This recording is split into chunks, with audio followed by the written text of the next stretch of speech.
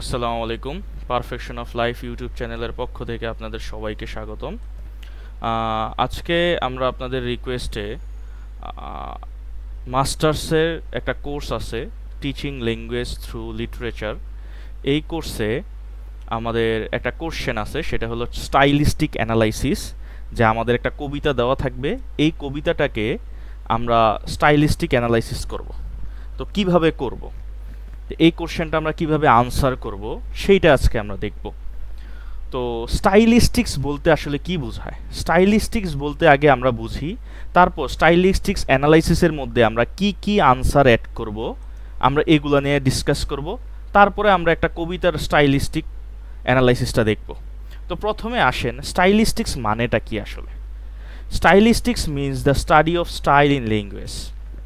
যে আমাদের যেই ল্যাঙ্গুয়েজ আছে, স্পেশালি লিটারেচার, সাহিত্যের মধ্যে কবিতা অথবা শর্ট স্টোরি, এগুলাতে যেই ল্যাঙ্গুয়েজটা ইউজ করা হয়, আমরা জানি এই ল্যাঙ্গুয়েজের মধ্যে অনেক কিছু ইউজ করা হয়। আমরা সাধারণভাবে যেই লেখা লিখি, সাহিত্যে কিন্তু ওইভাবে লেখে না। অনেক কিছু অনেক রুল ব্রেকডাউন করে, অনেক দেখা গেছে আমরা যদি দেখি যে নিয়ম যেটা আছে ওইটা মেনটেন করে না, এবং মানে রাইম রিদম এগুলা মেনটেন করার জন্য তারা অনেক ভাবে ল্যাঙ্গুয়েজটাকে ইউজ করে, এবং ল্যাঙ্গুয়েজটাকে এই কবিতাটাকে বা সাহিত্যটাকে আকর্ষণীয় বানানোর জন্য তারা নতুন নতুন কিছু ওয়ার্ড দেখায়। তো এইগুলোই আর কি, যে একটা সাহিত্যের মধ্যে যে ল্যাঙ্গুয়েজটা আছে, এই ল্যাঙ্গুয়েজে আসলে কিভাবে কি কি স্টাইল ইউজ করছে, কি কি রিদম ইউজ করছে, কি কি রাইম ইউজ করছে, কি কি ফিগার অফ স্পিচ ইউজ করছে, কি কি ইউজের মাধ্যমে আসলে এই কবিতাটা অথবা সাহিত্যটাকে আমাদের কাছে আকর্ষণীয় করে তুলছে, এইটাকে নিয়েই স্টাডি করা হবে স্টাইলিস্টিক্সের মধ্যে। তাহলে আমরা আরেকবার দেখি, stylistics means the study of style. আমরা স্টাইলকে স্টাডি করব ইন ল্যাঙ্গুয়েজ, স্পেশালি ইন লিটারেচারের মধ্যে। It looks at how something is written. এটার মধ্যে দেখাবে আসলে এই লেখাটা কিভাবে লেখা হয়েছে, ঠিক আছে, এই লেখাটাতে কি কি জিনিস ফলো করা হয়েছে, কি কি ওয়ার্ড বারবার রিপিট করছে, রিপিট করার মাধ্যমে ওয়ার্ডগুলোকে গুরুত্ব দিছে, এইগুলো আমরা দেখব। ঠিক আছে, এই জিনিসটা আমরা স্টাইলিস্টিক্সের মধ্যে পাবো। সো স্টাইলিস্টিকটাকে আরেকটু ইজি বইতে যদি তুমি দিতে চাও বা আমরা দিতে চাই, সেটা কি হইতে পারে যে stylistic is a systematic study of style in literature or piece of writing. একটা পিস অফ রাইটিংয়ের সিস্টেমেটিক স্টাডি, ঠিক আছে, এটাকে আমরা বলি গিয়ে স্টাইলিস্টিক্স। সো স্টাইলিস্টিক্সের মধ্যে আমরা কি কি পাবো, যে স্টাইলিস্টিক্সের মধ্যে একটা পোয়েট কিভাবে ল্যাঙ্গুয়েজগুলো ইউজ করছে, কিভাবে দেখা গেছে ওয়ার্ডগুলো ইউজ করছে, ঠিক আছে, কিভাবে ফিগার অফ স্পিচ ইউজ করছে, কিভাবে গ্রামারটাকে ইউজ করছে, কিভাবে সাউন্ড প্যাটার্ন ইউজ করছে, এই জিনিসগুলো আমরা দেখব। সো এই স্টাইলিস্টিক্স অ্যানালাইসিসটা আমরা এখন দেখব। স্টাইলিস্টিক্স অ্যানালাইসিসের মধ্যে এই কোশ্চেনটা যখন আমরা দিতে যাব, সর্বপ্রথম আমাদের যে কবিতাটা থাকবে, একটা কবিতা থাকবে অথবা শর্ট স্টোরি থাকবে, ঠিক আছে, এই কবিতাটা আমরা জাস্ট কবিতা দিয়ে বোঝার চেষ্টা করি। একটা যখন কবিতা দেওয়া থাকবে, এই কবিতাটা স্টাইলিস্টিক্স অ্যানালাইসিস আমরা কিভাবে আনসার করব? প্রথমে ওই কবিতাটা আমরা যে পড়ব, পড়ার পরে মানে কবিতার ফোরগ্রাউন্ডটা পড়বো আমরা। ফোরগ্রাউন্ড কি? একটা কবিতার দুইটা জিনিস আছে, একটা হলো ব্যাকগ্রাউন্ড, একটা হলো ফোরগ্রাউন্ড। যখন পরীক্ষায় আসবে, ওই কবিতাটার ব্যাকগ্রাউন্ড আমরা নাও জানতে পারি। সো কবিতার যে ফোরগ্রাউন্ড আছে, ফোরগ্রাউন্ডটা কি? আসলে আমরা যেটা দেখি, এটা এই কবিতাটা যেটা লেখা থাকে সেটা হচ্ছে ফোরগ্রাউন্ড। আর কবিতাটা বোঝার জন্য এই কবিতাটা কেন লেখা হয়েছে, লেখক কি উদ্দেশ্যে লেখছে, এটা হলো ব্যাকগ্রাউন্ড।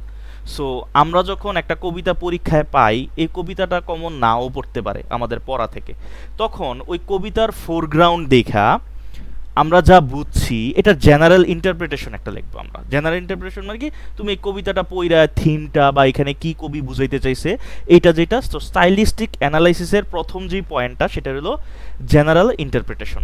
আমরা কবিতাটা পড়বো, পড়ার পরে কবিতাটা পড়া আমরা যা বুঝছি সেটার একটা কি করব, ব্যাখ্যা দেব, যা বুঝছি, ঠিক আছে।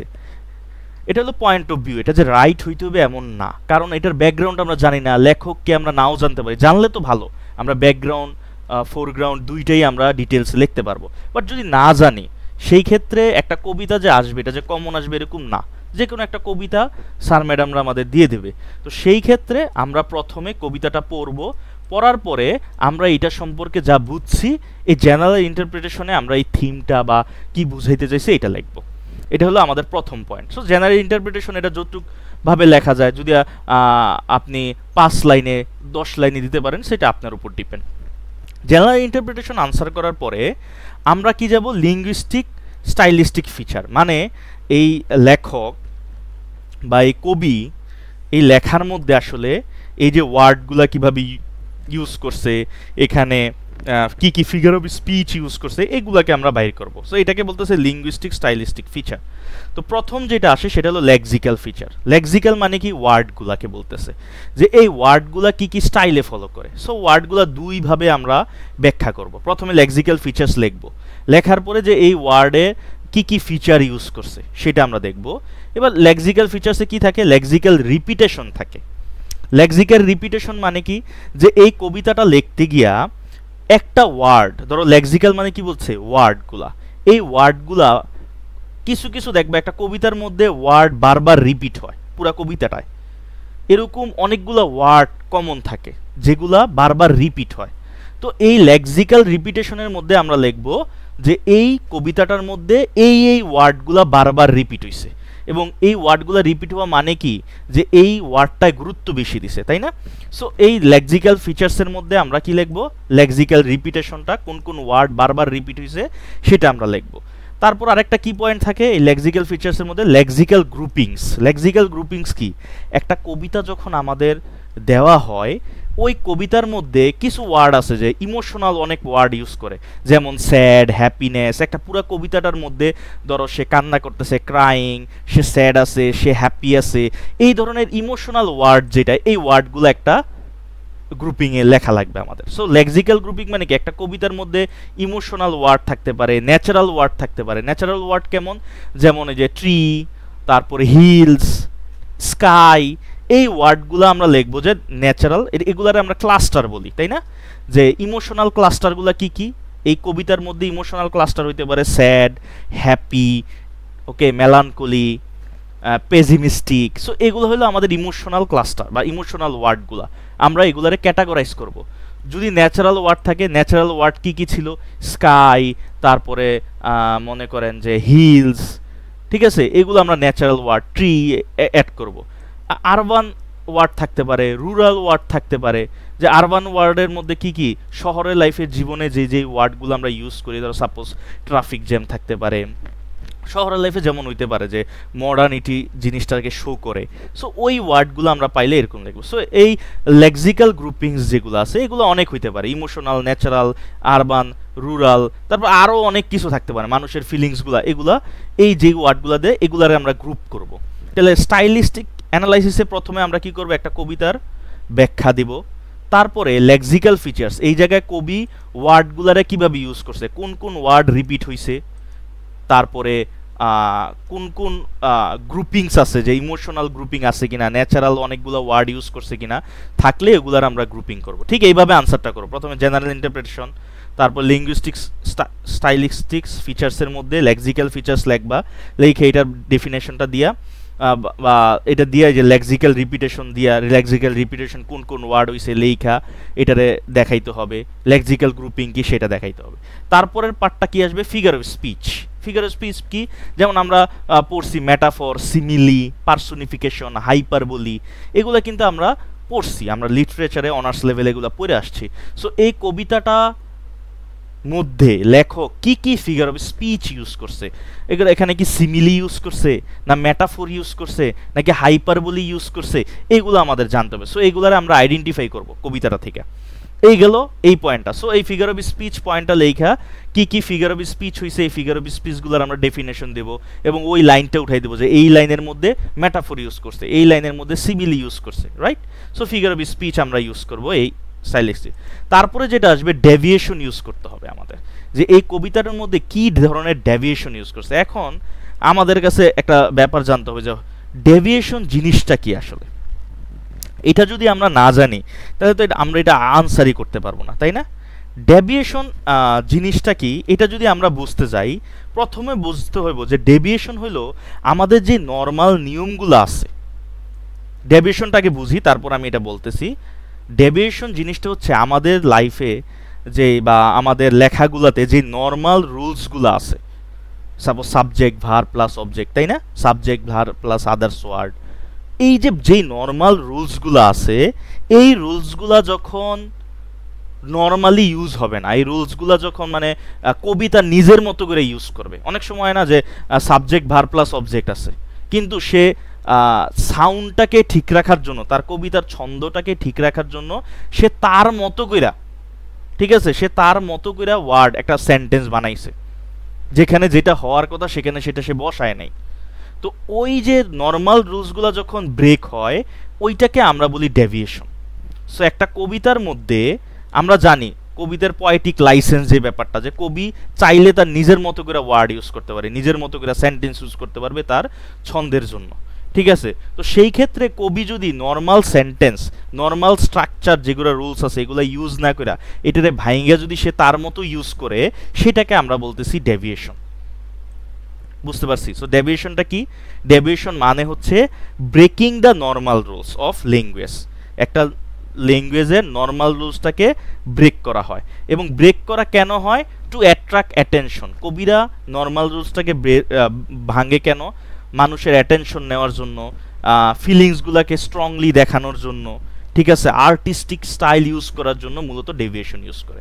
সো আমাদের এই কবিতাটার মধ্যে, যেই কবিতাটা আমরা লিখব, এই কবিতার মধ্যে কি কি ডেভিয়েশন ইউজ করছে সেটা দেখতে হবে। সো মূলত ডেভিয়েশন এখানে দুইটা দিছে, বাট ডেভিয়েশন অনেক রকমের আছে। ডেভিয়েশন দুইটা কি? Semantic and syntactic deviation. আচ্ছা, এই জিনিসটাকে একটু বুঝি আমরা। সিমান্টিক ডেভিয়েশন কি, সিনট্যাকটিক ডেভিয়েশন কি? ঠিক আছে, সিমান্টিক ডেভিয়েশন হচ্ছে যে মিনিং এর উপর যে ডেভিয়েশনটা থাকে, ঠিক আছে। সিমান্টিক ডেভিয়েশনটা কি? মিনিং এর উপর যে ডেভিয়েশনটা থাকে, ঠিক আছে। এখন মনে করো যে কিছু কিছু মিনিং আছে, হ্যাঁ, যেই মিনিংগুলা আসলে অর্থগুলা নর্মাল অর্থ থেকে কিন্তু আলাদা। ধরো আমি একটা সেন্টেন্স বললাম, the silence screamed. Silence screamed, আচ্ছা, দ্য সাইলেন্স স্ক্রিমড। এখন যে সাইলেন্স জিনিসটা কি চিল্লাইতে পারে? পারে না কিন্তু। এখন কবি এখানে কোনো কনটেক্সটের উপর ভিত্তি করে এই লাইনটা লিখছে, তো এইটা কিন্তু অর্থগত দিকটা বুঝাইছে। তো তুমি যখন প্রথমে সেন্টেন্সটা দেখবা, সাইলেন্স আবার স্ক্রিমড হয় কেমনে? এটা তো পসিবল না, তো অর্থগতভাবে মিলে না। কিন্তু এই যে নর্মাল যে রুলস আছে, যে ধরো সাপোজ এই জায়গায় বললো the hamburger at the man, বা ধরো সাপোজ আমরা যদি বলি গরু আকাশে উড়ে। এখন তুমি যদি এটা দেখো নর্মালি মিনিং অনুযায়ী কি এটা সম্ভব? গরু কি আকাশে উঠতে পারে? পারে না। এখন মনে করো কনটেক্সট অনুযায়ী সে উঠতে পারে, হইতে পারে। ধরো ঝড়ো হাওয়া হইছে, ধরো কালবৈশাখীর ঝড় হইছে, গাছপালা ঘরবাড়ি উড়ে এলায়, তখন মনে করো একটা পশু উড়ে নিয়ে যেতেছে, এটা হইতে পারে। বাট যখন তুমি একটা সেন্টেন্সে দেখবা এরকম সেন্টেন্স যেটা কখনো পসিবল না, তখন ওইটাকে আমরা বলতেছি সিমান্টিকো ডেভিয়েশন, যেটার নাম হচ্ছে syntactic deviation, sorry semantic deviation, যেটা অর্থগতভাবে যে রুলসটা ফলো করার কথা ওইটা ফলো করে না। এটাকে আমরা আরেকটা ডেভিয়েশন বলতে পারি। সিমান্টিক ডেভিয়েশনের আরেকটা নাম হচ্ছে যেটাকে বলা যায় ইন্টারনাল ডেভিয়েশন, যে মিনিংটা চেঞ্জ হয়, মিনিংটা দেখা মিনিং ব্রেক করে। তো সিমান্টিকের আরেকটা নাম কি? Internal deviation. এটাকে সিমান্টিক ডেভিয়েশন বলা যায়, এটাকে সাইকোলজিক্যাল ডেভিয়েশনও বলা যায়। কারণ তুমি যখন এটা মিনিংটা পড়বা, তখন তোমার কাছে মনে হবে সাইকোলজিক্যালি তুমি চিন্তা করবা যে এটা তো কখনো ঠিক না। সো যখন এইটাকে মেনটেন বা এইটাকে ভাঙ্গা হবে মিনিংটা, যে আমরা যখন পড়বো এই মিনিংটা কখনো পসিবল না, যখন আমরা দেখা বুঝি, সেটাকে বলতেছে কি? সিমান্টিকো ডেভিয়েশন। সো আরেকটা ডেভিয়েশন কি আছে? এই সিমান্টিকোর আরেকটা নাম কি? ইন্টারনাল ডেভিয়েশন, ঠিক আছে। আরেকটা আছে কি? Syntactic deviation. So syntactic deviation কি? আমরা যেগুলো দেখি আর কি, যে ওয়ার্ডগুলো বসে, ধরো স্ট্রাকচার অনুযায়ী ওয়ার্ড ভুল আছে। এই সিনট্যাকটিক ডেভিয়েশনের মধ্যে কিছু ক্যাটাগরি আছে। মনে করো সিনট্যাকটিক ডেভিয়েশন যেটা, ধরো লেক্সিক্যাল ডেভিয়েশন সিনট্যাকটিক ডেভিয়েশনের মধ্যে, যেটার মানে হচ্ছে ধরো কবি এমন একটা ওয়ার্ড ক্রিয়েট করছে যেই ওয়ার্ডটা কখনো এক্সিস্টই করে না। সো এইটা সিনট্যাকটিক ডেভিয়েশন, কখনো এই ওয়ার্ডের মিনিংই তুমি দেখো নাই, ঠিক আছে, সেটা সিনট্যাকটিক ডেভিয়েশন হইতে পারে।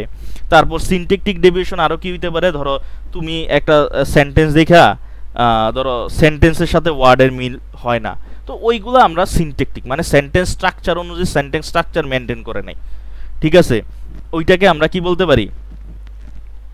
Syntactic deviation. মনে করো সেন্টেন্সে যেমন আমরা WS কোশ্চেন যেটা বলি, হোয়াট ইজ ইউর নেম, এখন মনে করো এটা স্ট্রাকচার, তো এই স্ট্রাকচারটাকে আমরা যদি দেখি, এটা একটা সিনট্যাকটিক না, সিনট্যাক্স সেন্টেন্স। সো আমরা যদি লিখি হোয়াট ইউর নেম, ধরো ইজ বসায় নাই, ভার্ব বসায় নাই, কবি মনে করে এটা বসায় নাই তার ছন্দ মিলানের জন্য। তো এই যে স্ট্রাকচারটাকে কি করছে, ভাঙছে না, স্ট্রাকচারটা কিন্তু ফলো করে নাই। তো এই যে নর্মাল রুলসটাকে যে ভাঙছে, এই কারণে এটা ডেভিয়েশন। এবং কি ভাঙছে, স্ট্রাকচার ভাঙছে। সো এইটা হয়ে যাবে কি, সিনট্যাকটিক ডেভিয়েশন।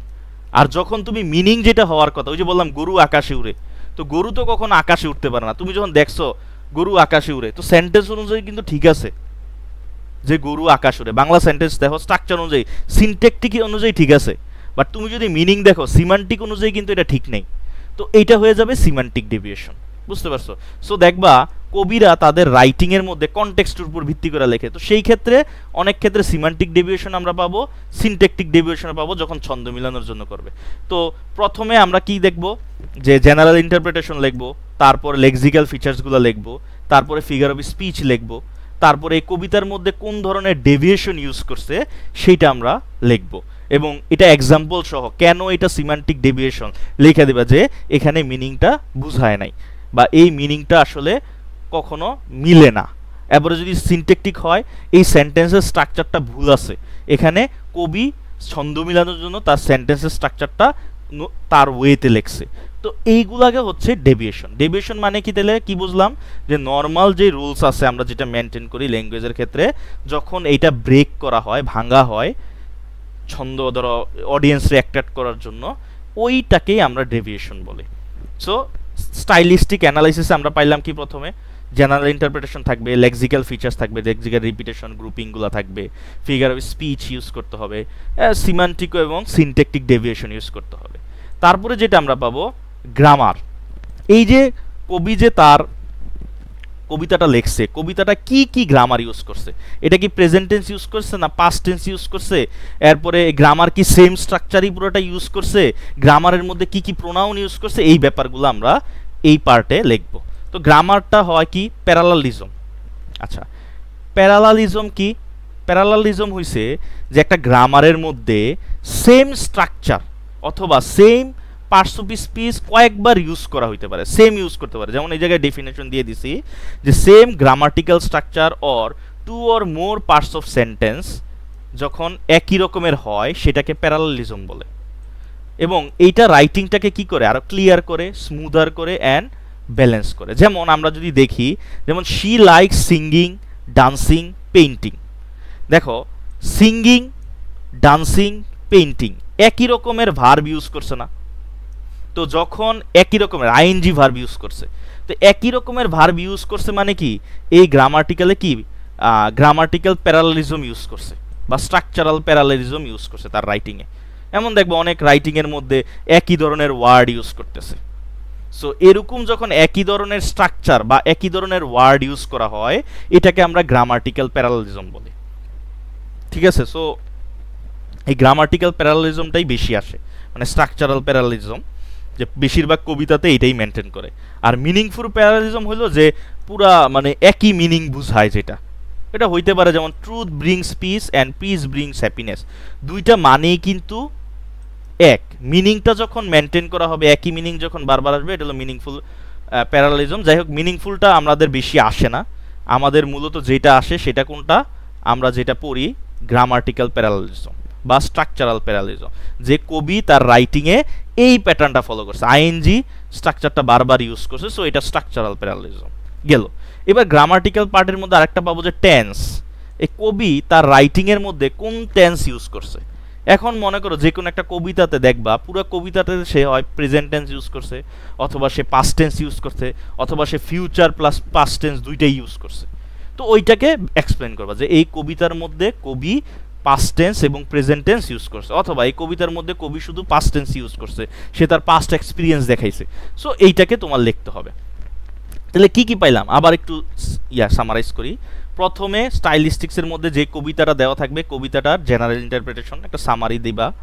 তারপরে এই কবিতার মধ্যে কি কি ওয়ার্ড ইউজ করছে, কোন ওয়ার্ডের রিপিট হয়েছে, কোন ধরনের গ্রুপিং আছে, যে ন্যাচারাল ওয়ার্ড অনেকগুলো ইউজ করলে ওইগুলো একসাথে গ্রুপিং করবা, ক্যাটাগরাইজ করবা। তারপরে ফিগার অফ স্পিচ কি কি ইউজ করছে লেখক এটা ইউজ করতে হইব, তারপরে ডেভিয়েশন কি ইউজ করছে সেটা লিখতে হইব, তারপরে গ্রামার কি কি কি স্টাইলে গ্রামার ইউজ করছে, প্যারালেলিজম মানে কি একই ধরনের স্ট্রাকচার ইউজ করছে বারবার, তাহলে স্ট্রাকচারাল প্যারালেলিজম, যদি টেন্স কোন টেন্স ইউজ করছে সেটা দেখলাম। এবার আসো প্রোনাউন, এই একটা কবিতার মধ্যে লেখক কোন ধরনের প্রোনাউন ইউজ করছে। প্রোনাউন মূলত আমাদের দুই ধরনের প্রোনাউনটা স্টাইলিস্টিক্সের মধ্যে দেখাই আমরা, একটা হলো এক্সোফোরিক প্রোনাউন, একটা হলো অ্যানাফোরিক প্রোনাউন। আচ্ছা এক্সোফোরিক কি? এক্সোফোরিক যে প্রোনাউনটা আছে সেটার মানে হচ্ছে ধরো এমন একটা এক্সাম্পল দেওয়া হবে যেটা আউট অফ টেক্সট, মানে তোমার যেই টেক্সটটা থাকবে, যেই প্যাসেজটা থাকবে, এই প্যাসেজের মধ্যে আগে এটা উল্লেখ থাকে না, এটা পরে উল্লেখ থাকতে পারে। ঠিক আছে, যে এই মিনিংটা বোঝার জন্য পুরা ইয়াটা, ধরো এই জায়গায় বললাম লুক অ্যাট দ্যাট, এই লুক অ্যাট দ্যাট যখন বললাম, এই দ্যাটটা কি আমরা কি জানি? এই প্রোনাউনটা এই দ্যাটটা কারে বুঝাইছে, কি বুঝাইছে, কোন জায়গাতে তাকাইতে বুঝাইছে, এটা কিন্তু আমরা বুঝি না টেক্সট পড়া ছাড়া। সো এইটা হলো এই যে এইটা বোঝার জন্য আমাদের আউটসাইড বুঝতে হইব অথবা ব্যাকগ্রাউন্ড বুঝতে হইব। এই ধরনের প্রোনাউনগুলোকে আমরা বলি এক্সোফোরিক প্রোনাউন। আর অ্যানাফোরিক প্রোনাউন হলো যে আগে প্রোনাউনের ইয়াটা থাকে, নামটা থাকে, পরে প্রোনাউন ইউজ করে। যেমন Sara has a cat, she loves it very much, এখানে শিটা হলো কি অ্যানাফোরিক প্রোনাউন, এখানে শিটা কে এটা কিন্তু আগে একটা রেফারেন্স দেওয়া আছে আমাদের, এই যে সারা, সারাই হইল শি। যখন টেক্সটের মধ্যেই আমাদের পূর্বে রেফারেন্স দেওয়া থাকে, ওই প্রোনাউন সম্পর্কে আইডিয়া দেওয়া থাকে, সেটাকে আমরা বলি অ্যানাফোরিক। আর যখন টেক্সটের মধ্যে এটা পূর্বে কি থাকে না, এটার আইডিয়া দেওয়া থাকে না, এটার আইডিয়া পরেও দেওয়া থাকতে পারে, ওইটাকে আমরা বলি এক্সোফোরিক। ধরো বাংলায় যদি আমরা এক্সাম্পল দেখি, ধরো আমরা ছোটবেলায় পড়ছি না, ওই দেখা যায় তাল গাছ ওই আমাদের গা, বলে না? তো যখন প্রথমে বলে ওই দেখা যায় তাল গাছ, এখন ওইটা কোন জায়গায় এটা কি আমরা জানি? এটা কিন্তু আমরা জানি না। পরের লাইনে কি বলছে? ওই আমাদের গা, মানে কি পরেরটা কিন্তু ফিক্সড হয়ে গেছে যে ওই যে জায়গায় তাল গাছ আছে ওই জায়গায় আমাদের গ্রাম আছে। তো ওই যে পরেরটা হয়ে যাবে অ্যানাফোরিক আর প্রথমেরটা হয়ে যাবে কি এক্সোফোরিক। বুঝতে পারছো? সো এটা হলো প্রোনাউন। তো এই কবিতার মধ্যে দেখবা প্রথমে কিন্তু লেখা থাকে, ধরো একটা কবিতার শুরুতে আমরা যদি দেখি, যেমন shall I compare thee to a summer's day. এখন আমি shall I compare thee to a summer's day, আমি কি তোমাকে গ্রীষ্মের দিনের সাথে তুলনা করব? এখন এখানে তুমিটাকে, শেল আই আমিটাকে, কম্পেয়ার দি, দি মানে কি তুমি, তুমিটাকে, এটা কিন্তু আমরা জানি না। এটা কি আমরা জানি? যখন প্রথম লাইন পড়বা shall I compare thee to a summer's day, এই যে তুমিটা কে এটা কিন্তু আমরা জানি না, এটা কিন্তু আউট অফ টেক্সট। এটা বোঝার জন্য আমাদের পরের লাইন পড়তে হইব অথবা ব্যাকগ্রাউন্ড জানতে হইব। সো এইটা হয়ে যাবে এক্সোফোরিক। আর অ্যানাফোরিক কি? যখন উপরে একজনের নাম থাকবো, তারপরে যেমন এই জায়গায় যে সারা হ্যাজ এ ক্যাট, সারার একটা বিড়াল আছে, she loves it very much, এই যে শি এটা কি একটা প্রোনাউন, তো এই শি ইউজ করছে কি আগে কিন্তু এটা রেফারেন্স দেওয়া আছে, তাই এটা অ্যানাফোরিক। ইট আগে ক্যাটটা দেওয়া আছে, পরে এটার ইউজ করছে। সো এই যে ব্যাপারগুলো এটা হচ্ছে অ্যানাফোরিক এক্সোফোরিক। সো আমরা পয়েমের মধ্যে এমন থাকলে এটাকে আমরা ব্যাখ্যা করতে হবে। ঠিক আছে, তাহলে আমরা স্টাইলিস্টিক্স অ্যানালাইসিসের মধ্যে কি পাইলাম, কি কি ব্যাখ্যা করতে হবে? জেনারেল ইন্টারপ্রিটেশন, সামারি দিতে হবে, lexical features, figure of speech দিতে হবে, সিমান্টিকো, গ্রামার, গ্রামারের মধ্যে টেন্স, প্রোনাউন এটা ইউজ করতে হবে। তারপরে সাউন্ড প্যাটার্ন, এই কবিতাটার মধ্যে সাউন্ড ইউজ করছে, দেখবা এই কবিতাটার মধ্যে রাইম, রিদম থাকে। রাইম স্কিমটা কেমন? ধরো একটা কবিতার শেষের ওয়ার্ডটাকে দিয়ে আমরা রাইম স্কিম বের করি, এই রাইম স্কিমটা কি এ এ বি এইরকম রাইম স্কিম দিতে হবে। তারপরে এই কবিতার মধ্যে যে সাউন্ড প্যাটার্নে একই ধরনের সাউন্ড, অ্যালিটারেশন, অ্যালিটারেশন আছে কিনা, অ্যাসোনেন্স আছে কিনা। অ্যালিটারেশন মানে কি? যে রিপিটেশন অফ কনসোনেন্ট সাউন্ড, একটা কনসোনেন্ট সাউন্ড যখন একটা সেন্টেন্সের মধ্যে বারবার রিপিট হবে, ঠিক আছে, একটা সেন্টেন্সের মধ্যে যখন কনসোনেন্ট সাউন্ড বারবার রিপিট হবে এটাকে আমরা বলি অ্যালিটারেশন। অ্যাসোনেন্স কি? যখন ভাওয়েল সাউন্ড বারবার রিপিট হবে এটাকে আমরা বলি কি অ্যাসোনেন্স। সো এরকম সাউন্ড প্যাটার্নটাকে আমাদের এই কবিতার মধ্যে কি কি আছে এটা ব্যাখ্যা করতে হবে। এবং পরেরটা যেটা হলো স্পেশিও টেম্পোরাল রেফারেন্স, এটা চাইলে অ্যাড করতে পারো, চাইলে বাদ দিতেও পারো। স্পেশিও মানে কি? যে প্লেস, যে কোন কোন প্লেসে আসলে এই পয়েমটা লেখা হয়েছে। টেম্পোরাল মানে হলো টাইম, কোন টাইমে এটা লেখা হয়েছে। যে কবিতার মধ্যে দেখবা টাইম ইয়া করা থাকে, মানে টাইমটাকে ইন্ডিকেট করে দেওয়া থাকে, প্লেসগুলোকে ইন্ডিকেট করে দেওয়া থাকে। সো এইটা রেফারেন্সগুলো কি কি প্লেস বলছে, কি কি টাইম বলছে, এবং এই টাইমগুলো কি হরাইজন্টাল না ভার্টিক্যাল, এইটাকে আমরা এখানে ইউজ করার চেষ্টা করব। সো এই সবগুলা আমাদের কোথায় থাকবে? স্টাইলিস্টিক অ্যানালাইসিসের মধ্যে থাকবে। সো এই স্টাইলিস্টিক্স অ্যানালাইসিসের একটা কোশ্চেন যখন আনসার করব, আমাদের মাথায় রাখতে হবে এই প্রত্যেকটা পয়েন্ট আমরা ইউজ করতে হবে। তাহলে এই গেল আমাদের পয়েন্ট। এবার আসো আমরা একটু একটা কবিতা ধারা যদি দেখি তাহলে বোঝা যাবে। সো এখানে আমি কিছু ইউজ করছি যে জেনারেল ইন্টারপ্রিটেশন আসলে কি, যেমন understanding the overall meaning, message or theme of the text. টেক্সটটা পইরা বা কবিতাটা পইরা তুমি কি বুঝছো ওভারঅল মিনিংটা, এটা লেখা। তারপরে যে লেক্সিক্যাল ফিচার, যেটা রিপিটেশন কেমন হইতে পারে, যেমন repeating key words or phrase for emphasize, জোর দেওয়ার জন্য কি কি ওয়ার্ড বা ফ্রেজ ইউজ করছে এগুলা। তারপরে লেক্সিক্যাল গ্রুপ কি হইতে পারে? Based on their meaning, emotion, যেমন ইট ক্যান বি ইমোশনাল হইতে পারে যে ওয়ার্ডস লাইক সান, সামার, ডে। এই যে সান, সামার, ডে, তিনটা জিনিস মনে করো একটা কবিতার মধ্যে ইউজ করছে, তার মানে এগুলো হচ্ছে কি ন্যাচারাল রিলেটেড গ্রুপ বা ন্যাচারাল ক্লাস্টার, যে প্রকৃতি নিয়ে লেখা হয়েছে। এখানে প্রকৃতির আমরা সাউন্ডগুলা পাইছি। সো লেক্সিক্যাল গ্রুপের মধ্যে এটা। ফিগার অফ স্পিচ হইতে পারে মেটাফর, সিমিলি, পার্সোনিফিকেশন, এগুলার চাইলে তুমি ডেফিনেশনও দিতে পারো, অথবা লাইনটাকে দিয়া এটা কেন মেটাফর এটাকে ব্যাখ্যা করতে পারো। তারপরে যে ডেভিয়েশনের ব্যাপারটা আমরা পাবো। তারপরে যে প্যারালালিজম কি সেটা পাবো, সাউন্ড প্যাটার্ন কি। তারপরে এই জিনিসটা যদি তুমি একটা টেবিলের মধ্যে দেখো, প্রথমে আমরা লেক্সিক্যাল রিপিটেশন দেখাবো, তারপর আমরা লেক্সিক্যাল গ্রুপিংস দেখাবো, ফিগার অফ স্পিচ কি কি ইউজ হয়েছে, সিমান্টিক ডেভিয়েশন কি কি, তারপর সিনট্যাকটিক কি কি, প্যারালালিজম কি ইউজ করছে, রিপিটেড গ্রামার নাকি, যেমন এই যে আইএনজি ইউজ করা, বারবার ইউজ করলে এটাকে আমরা গ্রামাটিক্যাল প্যারালালিজম, কি টেন্স ইউজ করছে। এই জিনিসগুলো আমরা একটা কবিতার মধ্যে, এই যে আমি যেভাবে দিছি এখানে, এইভাবে আমরা পয়েন্ট আকারে দিয়া প্রত্যেকটা কবিতাটাকে অ্যানালাইসিস করব। সো এখন যদি আমরা একটা নর্মাল কবিতা দেখি, সেটা হলো shall I compare thee to a summer's day. ধরো এই কবিতাটাকে যদি আমরা স্টাইলিস্টিক অ্যানালাইসিস করি, কিভাবে করব? প্রথমে এই কবিতা সম্পর্কে একটা জেনারেল ইন্টারপ্রিটেশন, আমরা এই কবিতাটা পড়া কি বুঝছি এই জিনিসটা দেব। ঠিক আছে, এই জিনিসটা দেব, এই কবিতাটা পড়া এই সামারিটা আমরা এখানে লিখব। জেনারেল ইন্টারপ্রিটেশন আমি একটা মানে ডেমো দিছি।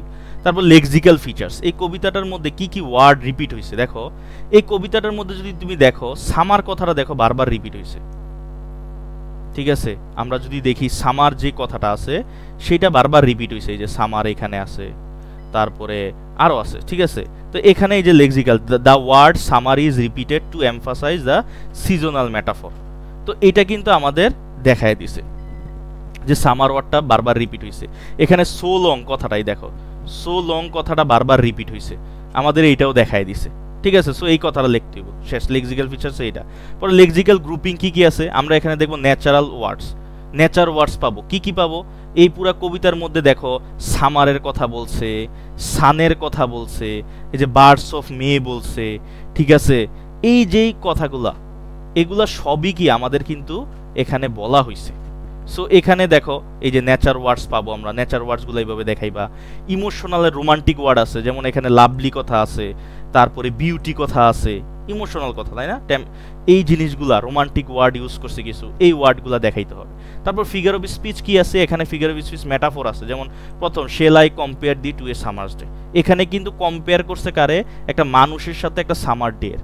তো এই যে কম্পেয়ার করছে, দুইটা ভিন্ন জিনিসের সাথে যখন কম্পেয়ার করবে সেটাকে আমরা কি মেটাফোর বলি। তারপরে পার্সোনিফিকেশন আছে, যে পার্সোনিফিকেশন তো আমরা জানি। এখানে আমি জাস্ট একটু সামারি দিছি, মূলত ভিডিও অনেক বড় হয়ে যাবে, আমি ছোট করে ভিডিও বানানোর জন্য জাস্ট একটু আইডিয়া দিয়ে দিছি। এখানে দেখো সিমান্টিক ডেভিয়েশন ইউজ করছে, সিনট্যাকটিক ইউজ করছে, তারপর গ্রামাটিক্যাল ফিচার্স, প্যারালালিজম ইউজ করছে, টেন্স কি কি ইউজ করছে, present tense, future tense use করছে পুরোটার মধ্যে। তারপর প্রোনাউন, এক্সোফোরিক এই যে অ্যানাফোরিক প্রোনাউন ইউজ করছে। ঠিক আছে, তারপর সাউন্ড কি কি, এই যেমন rhyme scheme, A B A, A B A B, CD CD. ঠিক আছে, তারপর অ্যালিটারেশন, এই যে ফেয়ার ফ্রম ফেয়ার, বল না এভরি ফেয়ার ফ্রম ফেয়ার বা ফেয়ার ফ্রম ফেয়ার, একটা লাইনের মধ্যে দেখো ফ সাউন্ডটা বারবার রিপিট হয়েছে, ফেয়ার ফ্রম ফেয়ার। তো যখন কনসোনেন্ট সাউন্ডটা বারবার রিপিট হয় এটাকে আমরা বলি অ্যালিটারেশন। ঠিক আছে, তারপর এটা রিদম কি, আয়াম্বিক পেন্টামিটারে লেখা হয়েছে। ঠিক আছে? তো এগুলার হইতে কি সাউন্ড প্যাটার্ন অনেক সময় আমরা ধরতে পারি না। তো যেটুকু ধরতে পারি, ধরো সাপোজ রাইম স্কিমটা আমরা বের করতে পারি সহজেই। রাইম স্কিমটা কেমনে বের করি দেখো, আমরা যদি এই কবিতাটা দেখি, এই যে একটা সেন্টেন্সের একটা লাইনের লাস্টের ওয়ার্ডটা, যেমন ডেই, ডেই একটা ওয়ার্ড। সো ডেই যদি একটা ওয়ার্ড হয়, এটা আমরা রাইম স্কিম এ ধরলাম, ঠিক আছে? তারপরে দেখো টেম্পারেট, এই যে দেখো লাস্টের সিলেবলটাকে ধরা হয়। তো ডেই থেকে দেখো টেম্পারেট আলাদা ওয়ার্ড না, তাহলে এটার রাইম স্কিম আমরা কি বলতে পারি? বি, মিলে না। তারপরের ওয়ার্ডটা কি আছে দেখো, মেই, এই যে ডেই মেই, এই সাউন্ড দেখো লাস্টে সেম। তো সেম যেহেতু সাউন্ড, তার মানে এখানেও কি হবে? এ, তাহলে এ বি এ হইল আমাদের ছন্দ যেটা রাইম। তারপর আছে ডেট, দেখো টেম্পারেট ডেট, দুইটা সেম, তাহলে এটা আমরা কি ধরি? বি। তাহলে দেখো এ বি এ বি এইভাবে। এরপর দেখো শাইন্স, আচ্ছা এটা কিন্তু এগুলার থেকে আলাদা, তার মানে এটার নাম কি দিবা? সি। তারপর দেখো ডিমড, এটা কিন্তু আমরা আগে পাই নাই, তাহলে এটার নাম কি দিবা? ডি, নতুন পাইলাম। আবার ডিক্লাইন্স, শাইন্স এন্ড ডিক্লাইন্স দুইটা কিন্তু সেম, তাহলে এটার নাম কি হবে? সি। এই যে আনট্রিমড, এই যে ডিমড আনট্রিমড দুইটা সেম, তার মানে এখানে হবে কি? ডি। তাহলে এই যে A B C D C D, এই যে আমরা রাইম স্কিম পাইলাম না? সো আমরা যে কোনো কবিতা আমাদের দেওয়া থাকলে আমরা কিন্তু রাইম স্কিমটা বের করতে পারবো। সো এখানে সাউন্ডের ক্ষেত্রে গিয়ে আমরা কি করতে পারি? এই রাইম স্কিম, যে সাউন্ড প্যাটার্নসে আমরা রাইম স্কিম দিয়ে দিব, আমরা অন্য কিছু না পারলে। অ্যালিটারেশন আমরা বুঝবো। একটা কবিতার মধ্যে দেখো, তুমি যদি লাইনগুলো দেখো, এখানে অনেকগুলো, এখানে একটা না অনেকগুলো অ্যালিটারেশন ইউজ করছে, ঠিক আছে? যেমন এখানের মধ্যে আমরা যদি দেখি, এই যে এখানে দিস কথাটা কয়বার? দুইবার ইউজ করছে না? এই দেখো দা, দা দুইটাই সাউন্ড কিন্তু আছে, তার মানে এইটা কি হইতে পারে? এটা একটা অ্যালিটারেশন হইতে পারে। তারপরে এখানে যেটা বলছে ফেয়ার, এই যে দেখো এই লাইনে এফ সাউন্ড একবার, দুইবার, তিনবার, ফা সাউন্ড, ফেয়ার ফ্রম ফেয়ার, এই যে সাউন্ডটা বারবার একই ধরনের সাউন্ড। স্পেশালি আমরা ওই যে যেমন পিটার ফাইপার ফিকটে ফিকটাপ, এই যে ফা সাউন্ডটা বারবার রিপিট হয় না একটা সেন্টেন্সে, এটা হলো অ্যালিটারেশন।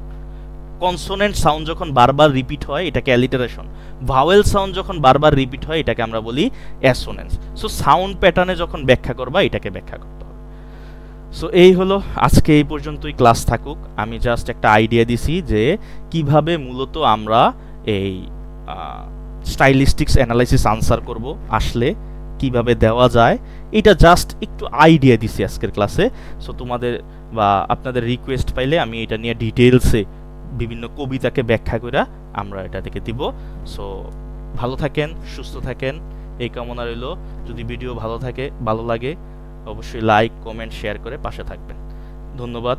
আসসালামু আলাইকুম ওয়া রাহমাতুল্লাহি ওয়া বারাকাতুহু।